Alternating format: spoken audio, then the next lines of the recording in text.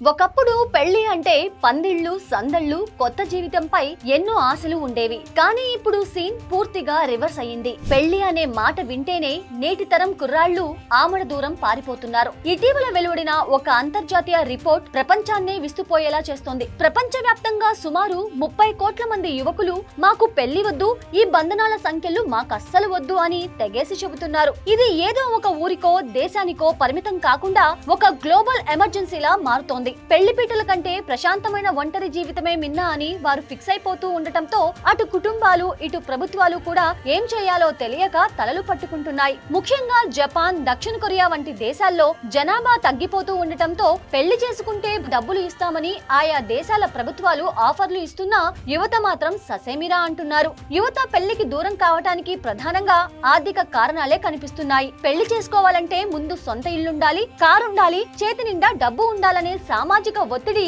అబ్బాయిలను భయపెడుతోంది. పెరిగిపోతున్న ఖర్చులు, ఉద్యోగ భద్రత లేకపోవటం కూడా వారిని వెనక్కి లాగుతున్నాయి. దీనికి తోడు నేటి అమ్మాయిల అంచనాలు కూడా ఆకాశమంత ఉంటున్నాయి. ఆ అంచనాలకు తగ్గట్టుగా లేకపోతే అబ్బాయిలు పదే పదే రిజెక్షన్ కు గురవుతున్నారు. దీనివల్ల వారి ఆత్మవిశ్వాసం దెబ్బతిని ఇన్ని తిప్పలు పడే కంటే పెళ్లి చేసుకోకుండా స్వేచ్ఛగా బతకటమే మేలు అనే నిర్ణయానికి వచ్చేస్తున్నారు. పెళ్లి తర్వాత వచ్చే అదనపు బాధ్యతలు కూడా వారిని మరింత ఆందోళనకు గురి చేస్తున్నాయి. మరో ముఖ్యమైన విషయం ఏమిటంటే పెళ్లి తర్వాత తలెత్తే న్యాయపరమైన చిక్కులు. మహిళా రక్షణ కోసం ఉన్న చట్టాలను కొన్నిసార్లు దుర్వినియోగం చేస్తూ అబ్బాయిలపై లేనిపోని కేసులు పెట్టి వేధిస్తున్నారనే భయం యువకుల్లో పెరిగిపోయింది. విడాకుల సంఖ్య విపరీతంగా పెరగటం, ఆస్తి గొడవలు, కోర్టుల చుట్టూ తిరగటం వంటివి చూసి వారు బెంబేలెత్తిపోతున్నారు. జీవితాన్ని నాశనం చేసుకోవటం కంటే వివాహమే వద్దని వారు గట్టిగా నిర్ణయించుకుంటున్నారు. దీనికి నిదర్శనంగా చైనాలో ప్రభుత్వం పెళ్లిళ్ల కోసం ప్రత్యేకంగా 8 వారాల పాటు కార్యక్రమాలు నిర్వహిస్తే అమ్మాయిలు వచ్చారే కానీ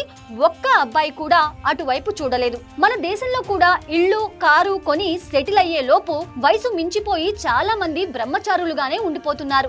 నిజానికి పెళ్లి అనేది మానవ మనుగడకు చాలా అవసరం. మన తరం ముందుకు సాగాలంటే వివాహ వ్యవస్థ అనేది ఉండాలి. అయితే ప్రస్తుతం అతిస్వేచ్ఛ పెరిగిపోవటంతో యువత పెళ్లి లేకుండా కూడా బతకగలం అనుకుంటున్నారు. భార్య భర్తలు ఒకరినొకరు భాగస్వామ్యులుగా కాకుండా ప్రత్యర్థులుగా చూసుకుంటూ పెళ్లిని 100 ఏళ్ల పంటలా కాకుండా 100 ఏళ్ల మంటలా మార్చుకుంటున్నారు. పెళ్లి అంటే పరస్పర గౌరవం, ఒకరికొకరు తోడుగా నిలవడం అనే విషయాన్ని మర్చిపోతే భవిష్యత్తులో మానవ జాతి ఉనికి ప్రమాదంలో పడే అవకాశం ఉంది. ఇప్పటికే పలు దేశాల్లో పిల్లలు పుట్టే రేటు బాగా పడిపోయింది. కాబట్టి అబ్బాయిల భయాలను సమాజం, చట్టసభలు అర్థం చేసుకోవాలి. ప్రతి చిన్న విషయానికి అబ్బాయిలను వేధించకుండా వాస్తవాలను పరిశీలించి పరిష్కారాలు చూపాల్సిన అవసరం ఎంతైనా ఉంది.